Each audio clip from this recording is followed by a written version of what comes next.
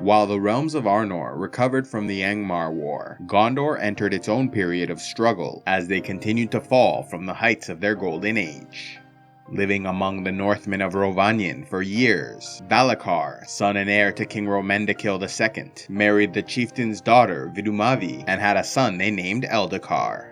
Wishing to remain on good terms with the kingdom of Rhovanion, Rhomendakel blessed their union, but trouble soon followed when Valacar returned to Gondor and was publicly seen with a foreign bride and household. Outraged the blood of Dunedain kings was being diluted with that of common men, Castamir the usurper, a captain of ships and cousin to the ruler, started gathering support for his own faction, finding great success in Umbar and southern Gondor. Though small-scale rebellions arose during the reign of Valacar, his death in 1432 led to a full-on civil war when his half-blood son Eldacar inherited the throne.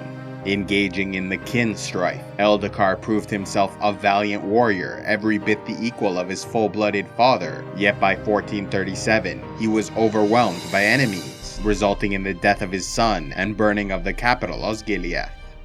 Evading capture, Eldacar escaped to his mother's people in Rhovanion, where he spent the next 10 years gathering an army of Northmen and loyalists from northern Gondor, while Castamir reigned as a cruel tyrant, increasingly loathed by the people, who then flocked to the exiled king's banner when he returned to take the throne.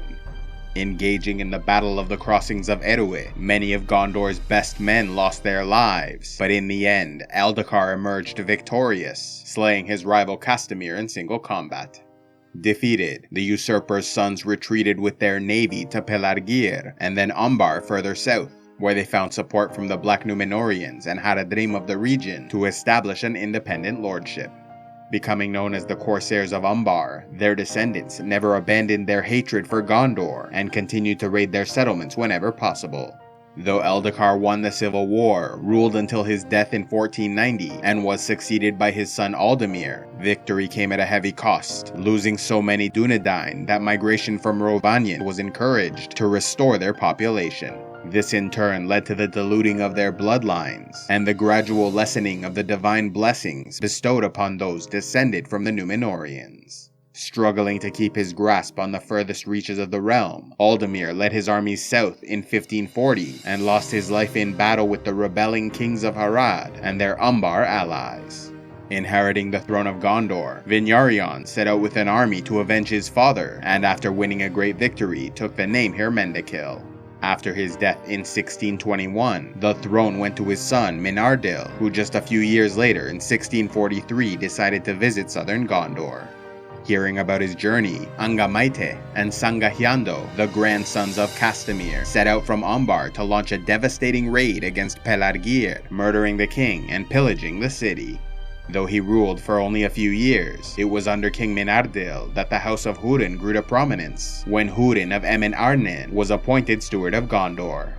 A faithful servant of the crown, Húrin worked tirelessly for the realm and made such a name for himself that the title Steward of Gondor became a hereditary position for the men of his house. In response to the tragic death of Menardil, his son and successor Telemnar set to work building a fleet to attack Umbar, but the campaign was undone when a terrible plague arose in the east to spread across the lands of the west.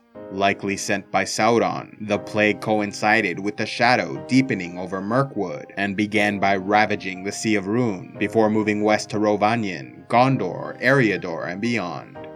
Though they all suffered greatly, Rhovanion was the hardest hit, losing roughly half their population, while Gondor was next, losing the king, his children, and the White Tree, weakening the realm to such an extent they abandoned the towers guarding Mordor and moved the capital from Osgiliath to Minas Anor.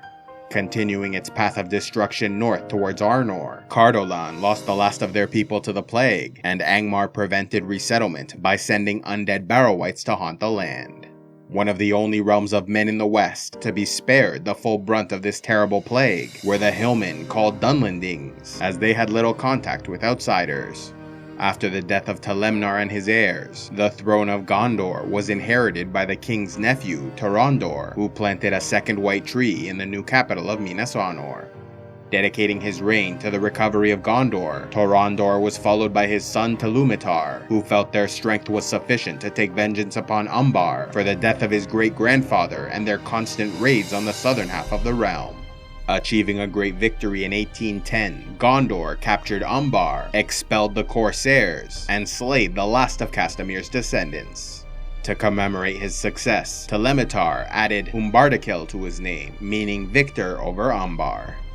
Following the death of the king in 1850 and the succession of his son Narmakil II, Gondor once again found themselves at war, this time facing the Wainriders, a powerful Easterling tribe whose chieftains rode chariots into battle. Encouraged by the emissaries of Sauron, the Wainriders invaded eastern Gondor in 1851, and in response, Narmakil II gathered a great army, reinforced by their remaining allies in Rhovanion, to engage in the Battle of the Plains. Unprepared for the might of the Wainriders, Gondor lost their king in the fighting and suffered a terrible defeat, retreating back to the Anduin River.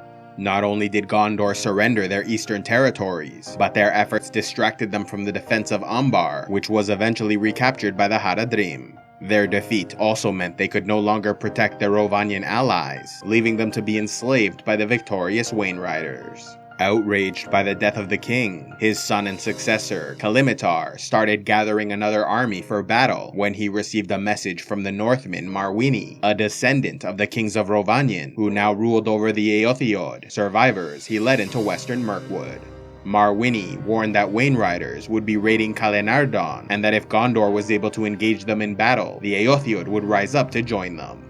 Seeking to take advantage of this offer, Telumithar marched his army to Dagorlad, where he engaged and defeated the Wainriders with the aid of Marwini and his Northmen rebels. Halting the advance of the Easterlings, Gondor and Rhovanion won a few decades of relative peace, as did Araval, king of Arthedain in Arnor, who upon seeing the power of Angmar once again on the rise, gathered an army of men, reinforced by elves from Lindon and Rivendell, to attack and defeat the enemy in 1851.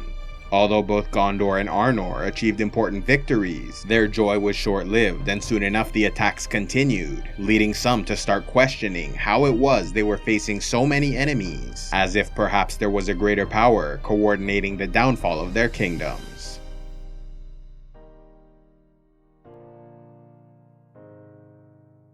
A special thanks to all those who contribute to Civilization X, like Sir Xavier, Defender of the Flame, Lionel Storm, the Warhammer of Lightning, Mamoru, the Obscured Hermit Alchemist, and Kurgan the Immortal.